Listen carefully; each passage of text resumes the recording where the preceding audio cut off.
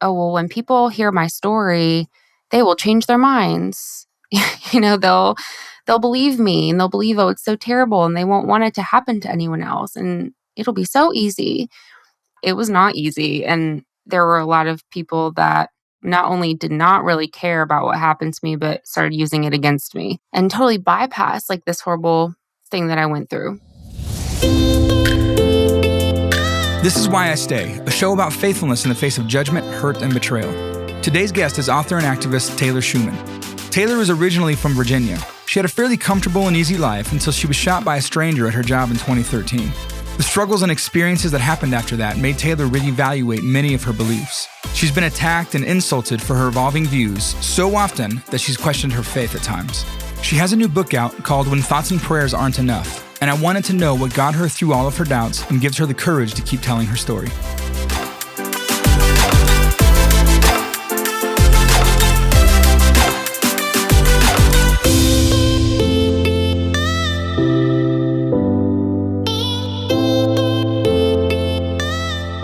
I grew up with my two parents and my younger sister in a small town in Virginia, very Republican.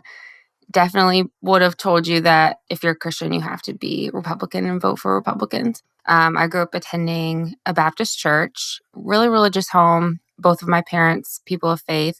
And so, yeah, we started going to church when I was really little and, kind of became the family that was always at church. If there were activities, we were doing them, children's youth group, leadership, worship team, all the things, super involved. And it was overall a really positive experience. Looking back, like I definitely have that experience where I'm looking back thinking, oh my gosh, I can't believe we did those things, or I can't see how I believed those things and, evaluating those things. But overall, it's where my friends were. It's where I felt accepted and I wanted to be there. And I'm really thankful for that because I think I sort of had, I don't want to say the ideal experience because there were obviously hard things, but I definitely had the experience where I was able to develop a really strong foundation of faith that has kind of held me together. Like I remember in high school, civics, government classes and kind of sitting around the kids and we would just be known to start the debates. And, somebody said something, we were raising our hands in response. And yeah, people knew I was, number one, I was the church girl. And number two, I was the conservative girl. And I was going to talk to you about it all day long. So yeah, that was probably 100% of my day, maybe a little less because I was also the choir girl, so I could sing too. But, I was very loud I was just very loud in general about the things I believed in. And, of course, at the time, I thought that's what I was supposed to do. I was doing the good work, standing up for my beliefs. And I don't think my goal was to be unkind or without grace, but I know there were those moments, but I thought it was all for the cause. So going through high school, college, all that, it wasn't too much of a struggle. Just faith was there. It was real. Yeah. And when I was around 16, we went through a really hard season with our church and ended up leaving. And I didn't really establish myself in another church until I went to college. It was definitely a season of church hurt. And so it took me a while to say, I really want to be back involved, in a church family again.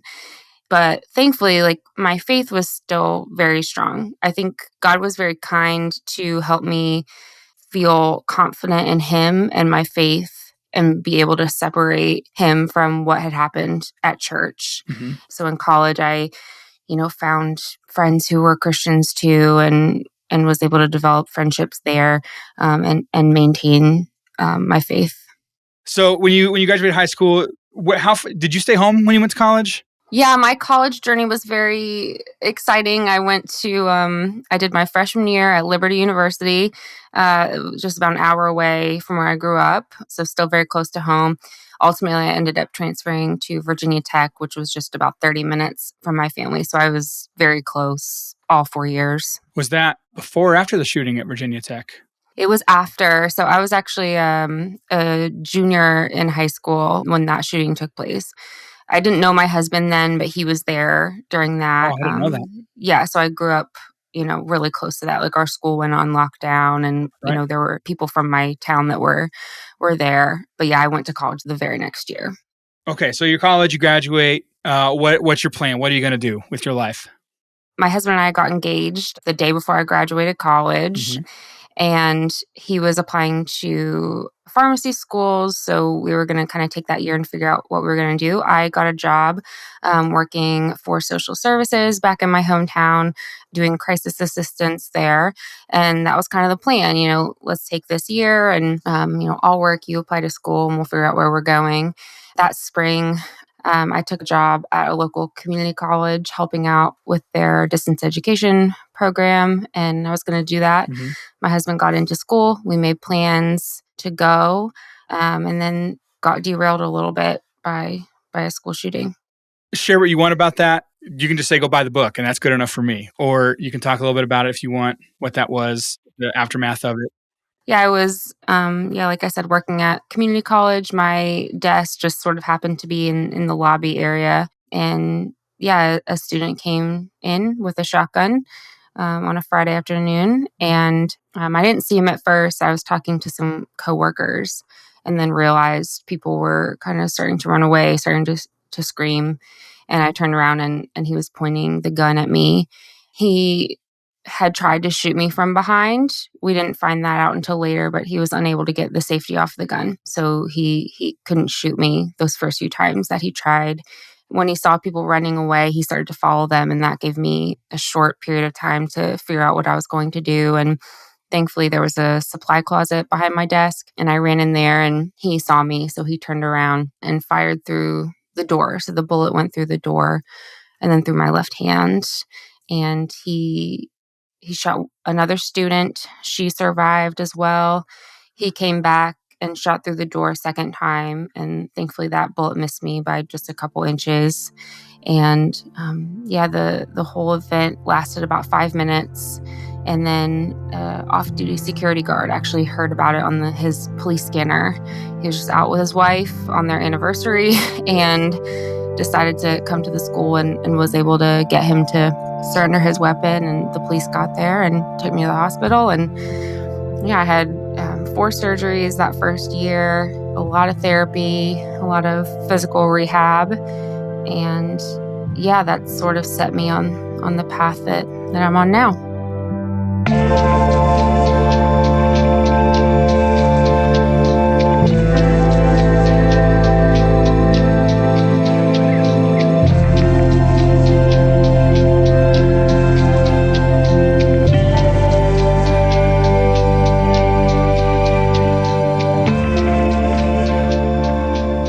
So I'm sure it did, but how did that affect your view of God and Jesus going through that?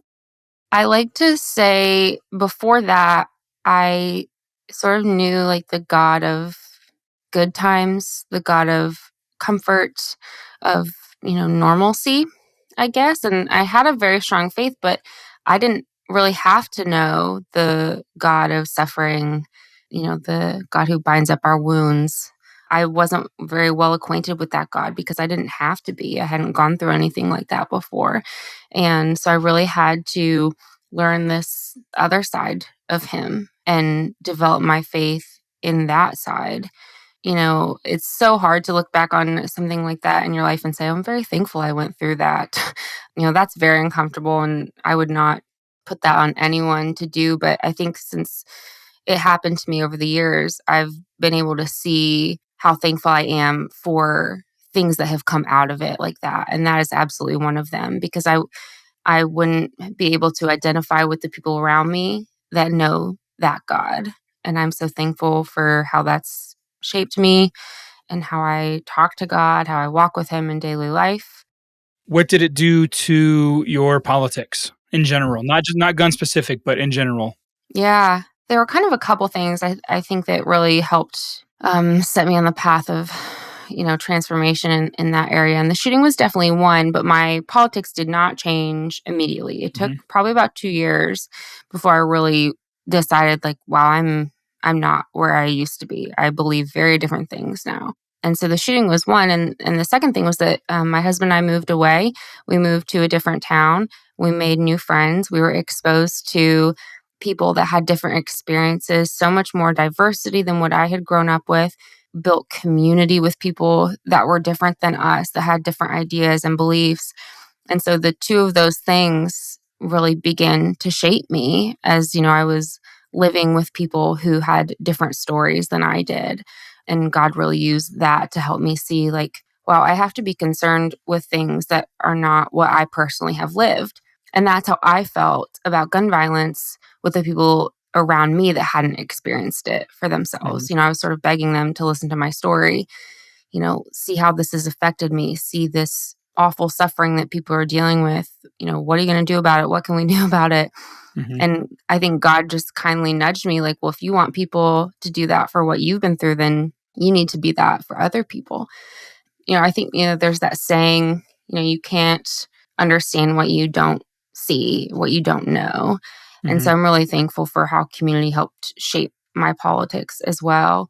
But I just kind of began really evaluating things and saying, this thing that Christians are doing, this sort of idolization of guns and gun rights, this doesn't fit with this God that I know, with this calling that I see in Scripture for the world. This doesn't really fit, and I can't make it fit anymore. And it started to be really uncomfortable for me to ask a lot of questions and made people upset, still make people upset.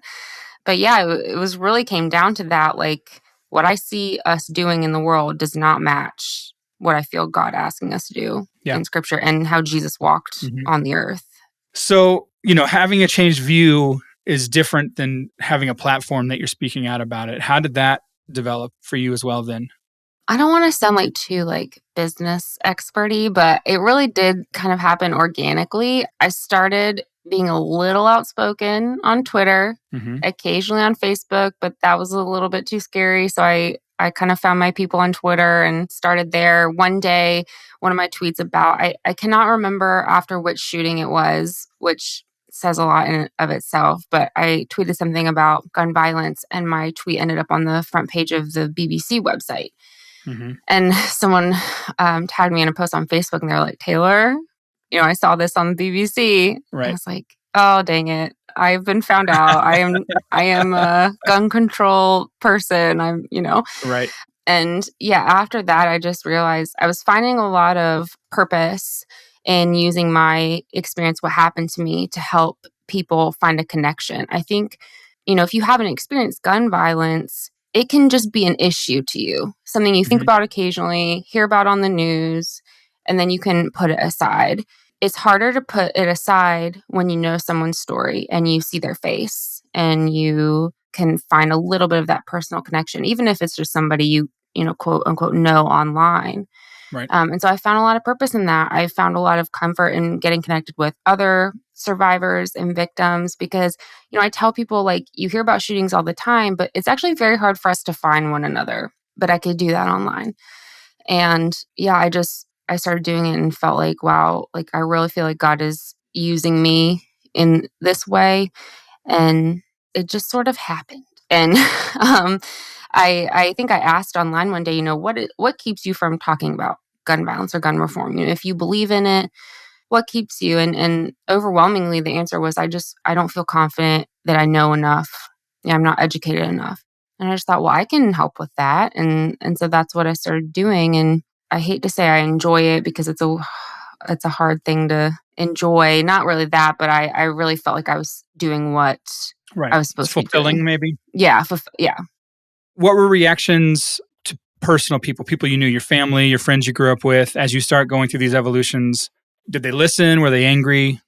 I think a lot of the people I grew up with that, were around my age have experienced their evolutions as well. And so I felt mostly accepted by those people. My family was kind of a different story. My family remains very pro-gun, very pro-Second Amendment. They could not understand why, I suddenly changed my mind on it. They had a really hard time with that and saw me kind of changing my mind about some other things. And I think a lot of people can relate. It's like you kind of start feeling like the black sheep, like you're going off the deep end. I would be asked well, do you believe this horrible thing? And I'm thinking, no, I'm still the same person. I'm just, I've changed some of my opinions. I'm still Taylor. Like Hmm. and you go through a bit of identity crisis, I think, because other people are sort of putting that on you. Like, oh, you're not the Hmm. same Taylor that we knew, that I grew up with. You're totally different. Yeah, that was a little hard. And my family, they're very supportive of me, but they don't agree with me on many things, though we've been able to have some more constructive conversations. But yeah, so a lot of times I just felt very isolated. What did it do to you when you start speaking out and the people who you're identified with for most of your life closely, now they hate? Like, what does that do to you on a faith basis? Yeah, I think it's hard because you definitely start feeling like, do we believe in the same Jesus? Like, Hmm. how are we both saying we believe in God, we're both Christians, but we find ourselves in these completely opposite positions? What was sort of like a crazy moment for me was, I think when I first began speaking out about gun violence and sharing my story, I sort of had this idea in my mind like, oh, well, when people hear my story, they will change their minds. They'll believe me and they'll believe, oh, it's so terrible and they won't want it to happen to anyone else. And it'll be so easy. It was not easy. And there were a lot of people that not only did not really care about what happened to me, but started using it against me. Well, you're too emotional about it. Being a shooting victim doesn't make you an expert. Some really terrible comments that I would get and totally bypass like this horrible thing that I went through. And so that was really hurtful because most of that was coming from Christians. And I think that as believers who are told to be in community and fellowship with one another, I think part of that is listening to one another, listening to our stories, saying, wow, I did not personally experience this, but you did. And so I care about that because this Hmm. matters to you. So it matters to me. And instead, what I got was, well, that happened to you. That shouldn't affect how I live my life. That shouldn't affect my rights. That shouldn't affect what I like to do. And the end, Hmm. and very little room given to this thing that is impacting hundreds of Americans every day, tens of thousands a year, gun violence. Hmm. We have found it really easy to isolate ourselves and forget that to be in community, to serve one another is to evaluate our sort of personal convictions, our personal comforts, things that make us happy. Right. And I didn't find a lot of that in the Christian space. I struggle with loving people over position. It's so tempting to reduce someone to, in this context, are you pro Second Amendment? Are you pro person? Are you pro, like, Mm, whatever that ends up being? And then, no matter where you fall on that, it's easy to judge someone based on that one view. And it's super hard to maintain community and to maintain respect. And mhm, that's the challenge, I feel like, when we say we're Christians, when we say we're followers, is to maintain that mutual love even across these crazy distances. And even if we don't agree, if I don't agree with you, you don't agree with me, to stop speaking to each other in love, that for me has been the biggest hiccup in my faith and challenge in my yeah, faith, and also the biggest way I'm hypocritical, I feel like, in my personal life, is because I'm so quick to be like, oh, that person believes this thing that I think is the stupidest thing I've ever heard. yeah, Therefore, they're stupid. And I have to fight that all the time. All the yeah. time I have to fight it. How is that for you? How do you get Yeah, past that, especially in the public eye?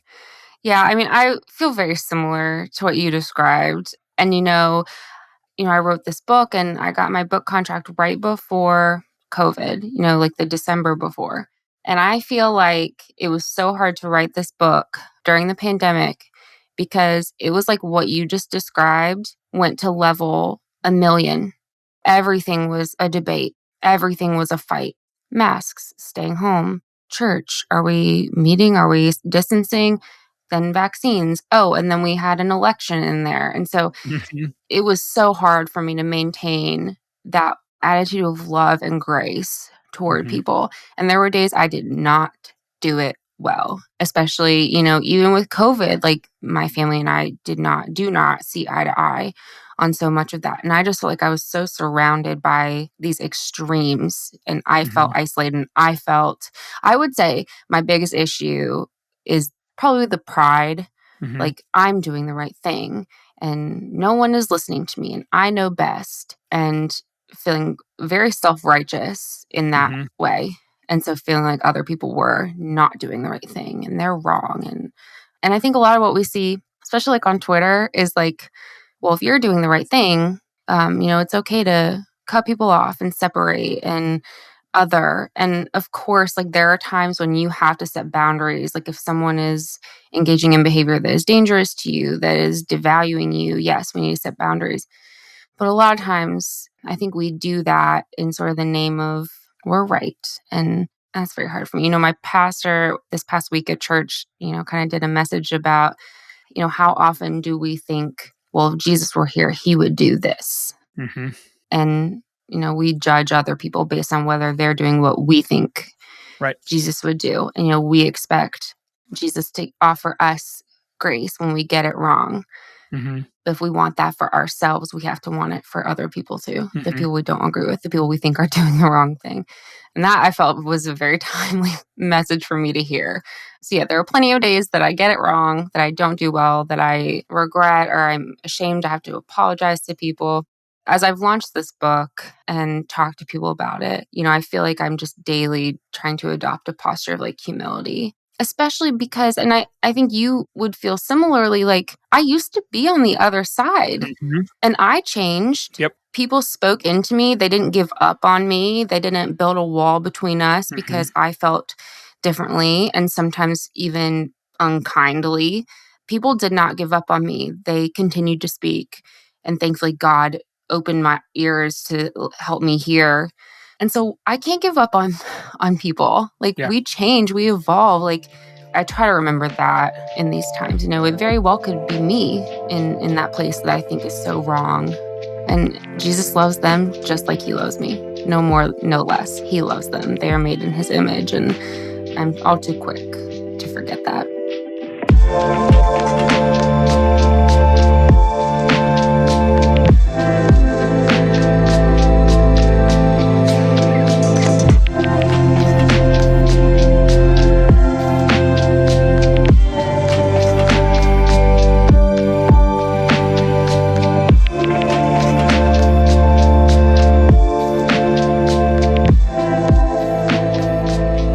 David Dark has this phrase that he tweeted a while ago about holding the door open for people. Yes. Yeah. And that's really what part of this podcast is. We have a lot of reasons and a lot of things that we do wrong to each other. And yet there's this unifying principle of grace and love and mercy that unifies us if we can stop and listen to that for a couple minutes, Yeah.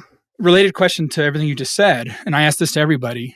What do you think is the difference between enabling a group to be wrong and influencing that group to become better?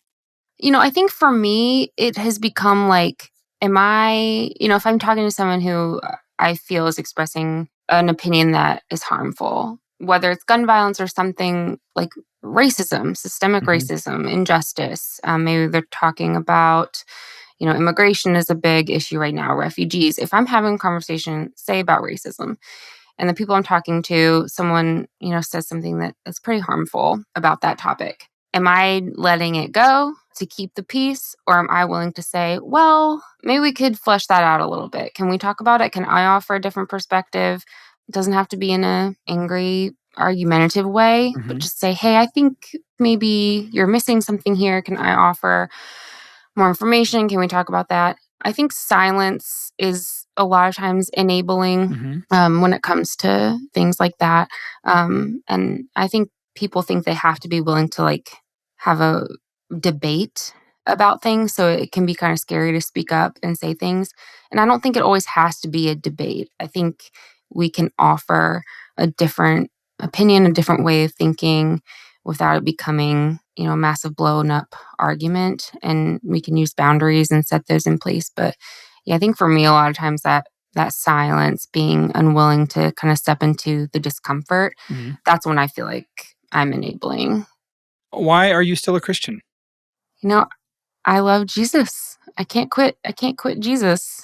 And I think going through what I have, I don't think a lot of people would have blamed me if I would have said, I don't know about this anymore. How could I go through something so terrible and believe in God?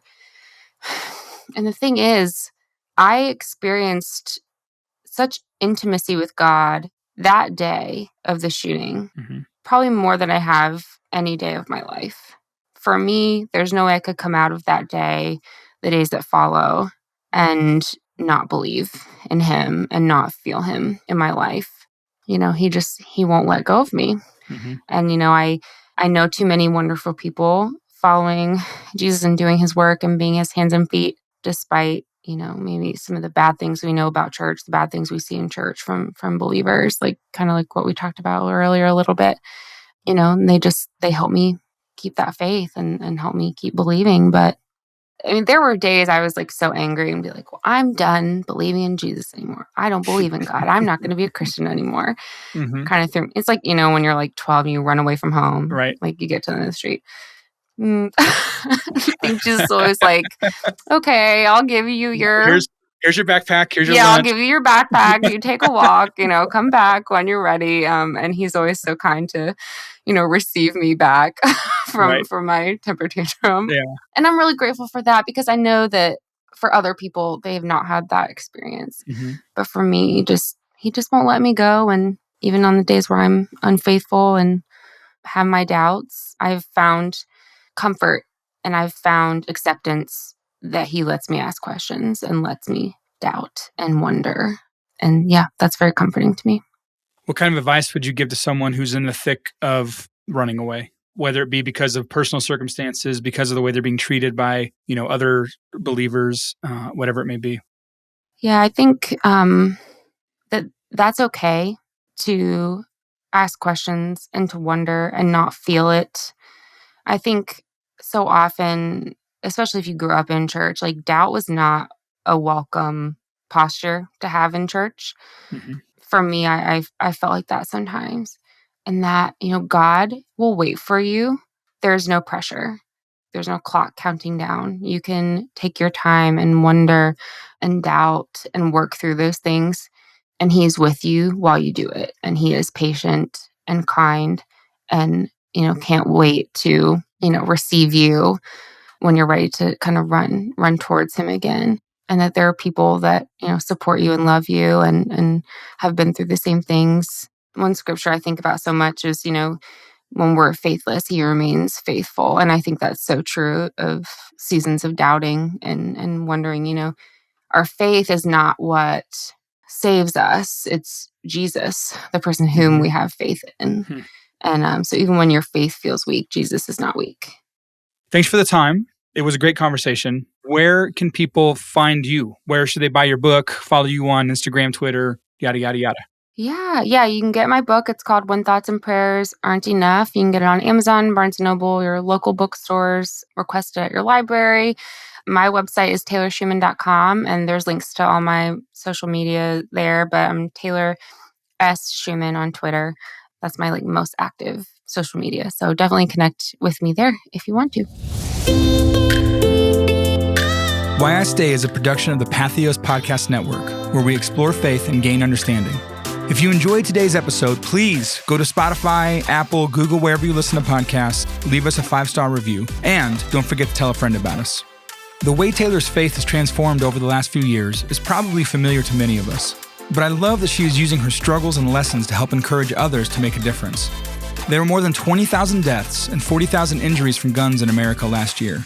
Taylor's book, When Thoughts and Prayers Aren't Enough, reframes the conversation about guns from platitudes and memes to a grace-filled dialogue. You really should go read it. I promise you won't regret it. Why I Stay is edited and mastered by Clinton Battles, and it was produced and hosted by me, John Osborne.